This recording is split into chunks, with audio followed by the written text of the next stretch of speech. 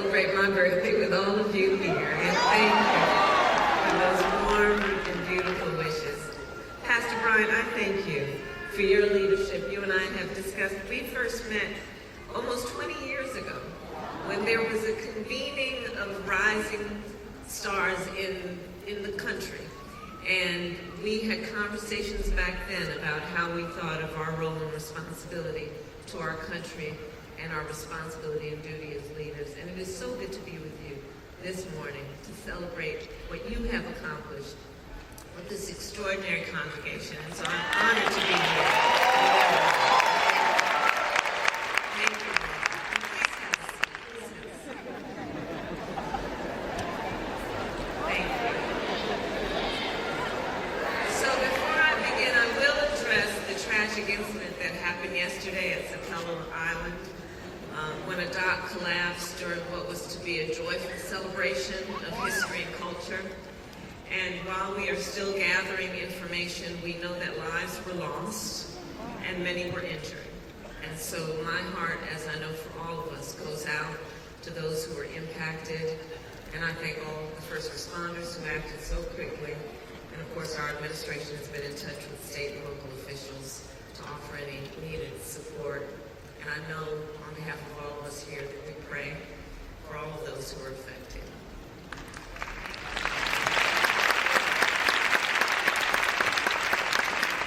So in times like this, we are reminded of the ties that bind us to each other and the importance of community. The importance of community. And that is what I know New Birth Church provides to so many people across Atlanta and beyond. And so, Pastor Brian, I thank you for your words and for your vision. And in this election season, I also thank you for the time you have spent traveling our country to encourage people to register and to vote. Because you know, and we all know, your parents who gave so much and led such an honorable life, and including, of course, among the leaders upon whose broad shoulders we stand, Congressman John Lewis. They all knew, and by their example, they taught us that faith and good works go hand in hand. And that is especially true when it comes to protecting our sacred right to vote and getting souls to the polls. And I thank everyone for all you are doing in that regard. And I am truly honored to be in the presence of so many extraordinary leaders, including my pastor, Reverend Dr. Amos C. Brown, of Third Baptist Church in San Francisco, who we heard from earlier this morning.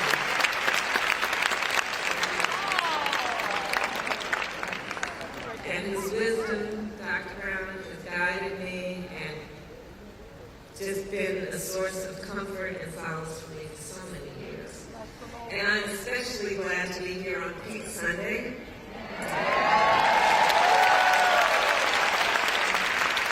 And some of you may know my mother was a breast cancer researcher. She was one of the very few women, and fewer even women of color, who was engaged in studying breast cancer. And she had two goals in her life: to raise her two daughters, my sister Maya and me, and to end breast cancer. It was her life's work. And so today, of course, that has personal significance for me, just as I know it does for Pastor Brian and so many of you here. And so to everyone here today who knows what it means to support a loved one through a cancer diagnosis and treatment, and to those of you fighting your own battles, I'm holding you close in my heart and in my prayers. And I thank you for your courage and your strength. So all of this is to say it is so good to be here with everyone today and to worship with you. And on this day, then I am reminded with everything that we reflect on the parable from the Gospel of Luke.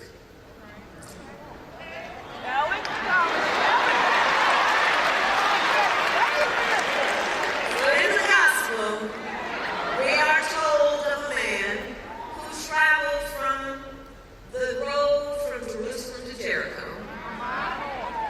And while traveling, he was attacked by robbers. We remember he was beaten. He was bloodied. They left him for dead.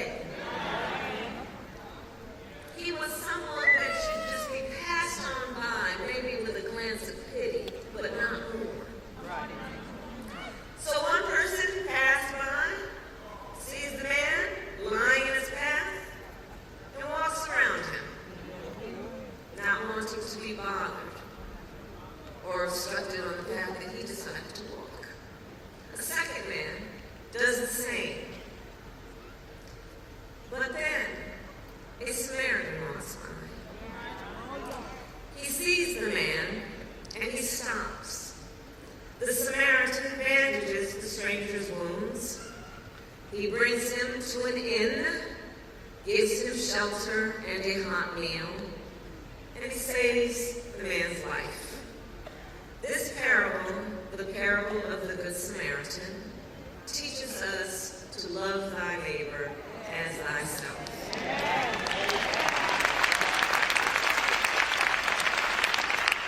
These words are simple. We know them well. It is an essential tenet and a pillar of our faith, and that of so many others. However, one must ask, are all people of faith living those words? Are all people of faith expressing those words in their actions? Do we have leaders in place who understand that in the face of a stranger, one should see a neighbor?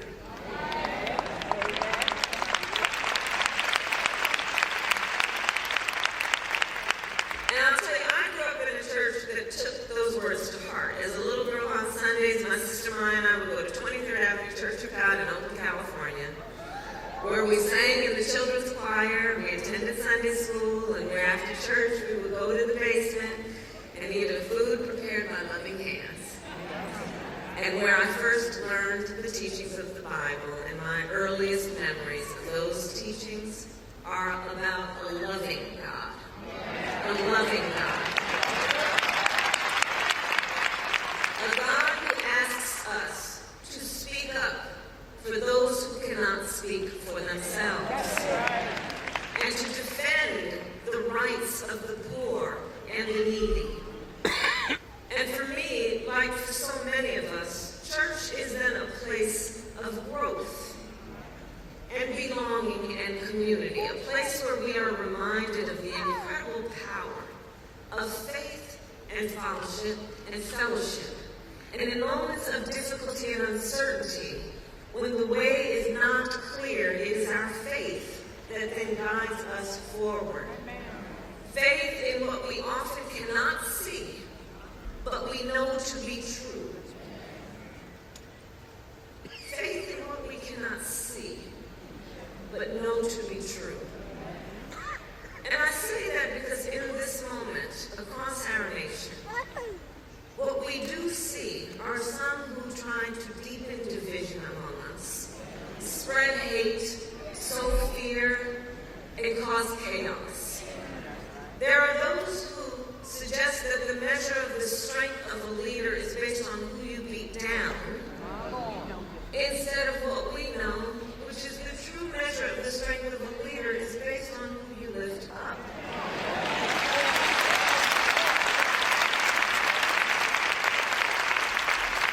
And this moment in our nation must be about so much more than partisan politics. It must be about looking inward and being guided by our faith to know what brings hope and what is truly the best expression of our strength in the way that we reach out to each other with kindness and with love and with sincerity in that approach. This is a moment that is challenging us of faith to reflect on this moment in the context of our future. We just applauded the young leaders who are here this morning.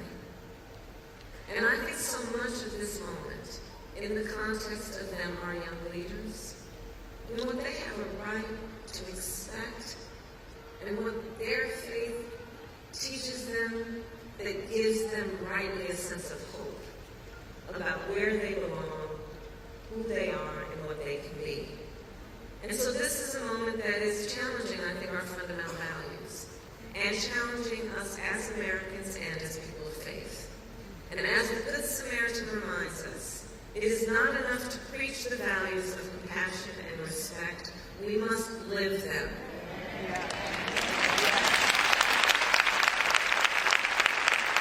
Faith is a verb.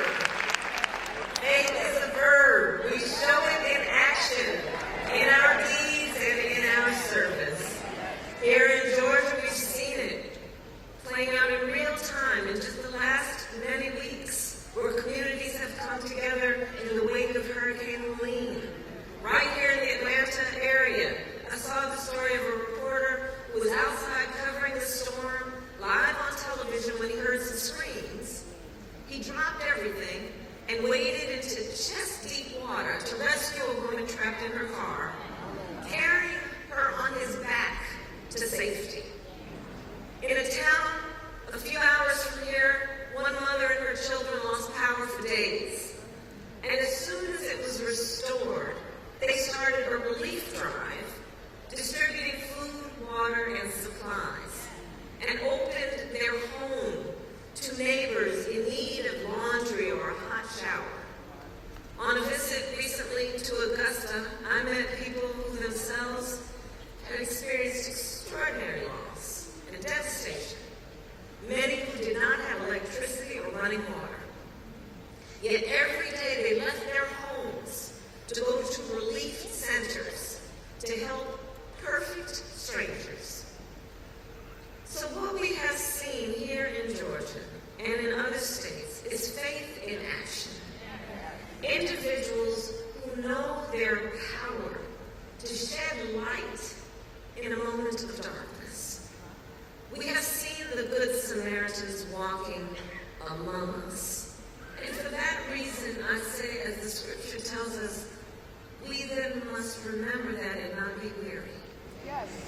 Let us not be weary in moments like this. Let us focus on what God shows us about the Good Samaritans walking among us, to remind us of the power, the agency, the ability, and dare I say the duty that we have to come to another's aid in moments of need, to love thy neighbor.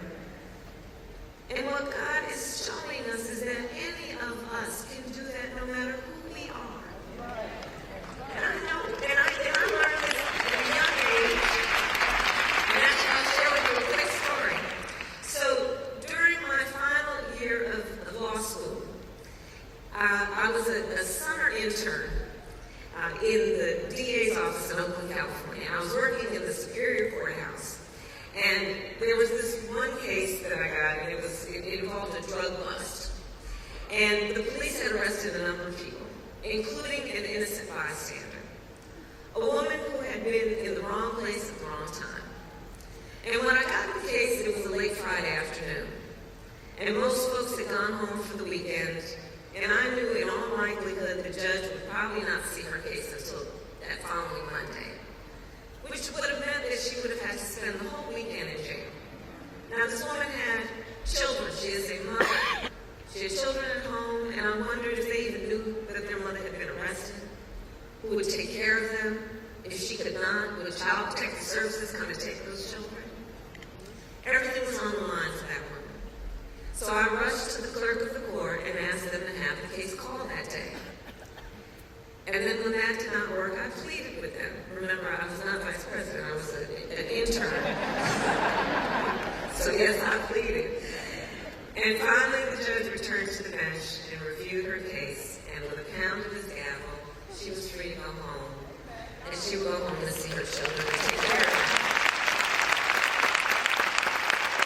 And I never did get the chance to meet that woman, but I will never forget that moment. And I share that story to say that we have all in our lives, from the earliest stages of our lives, had those moments where it has been revealed to us our power.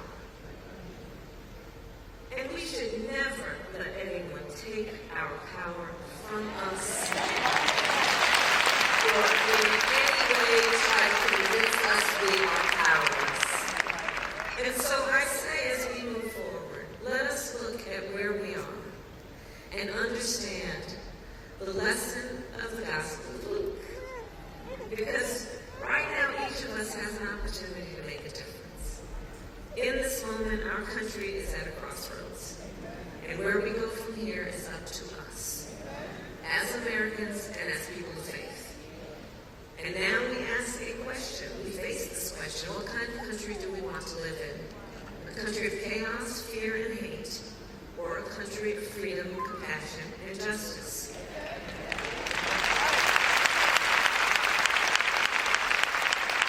And the great thing about living in a democracy is that we, the people, have the power to answer that question.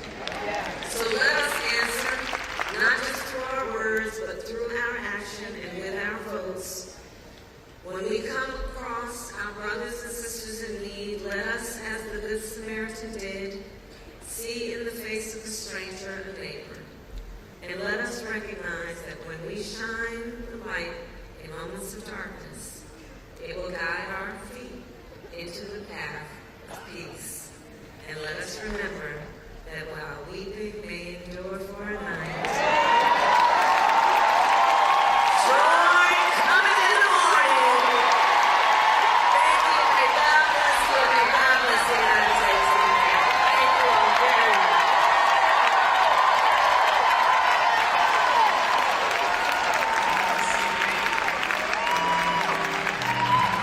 Come on, give our Vice President a cheer. Come on, you can do that.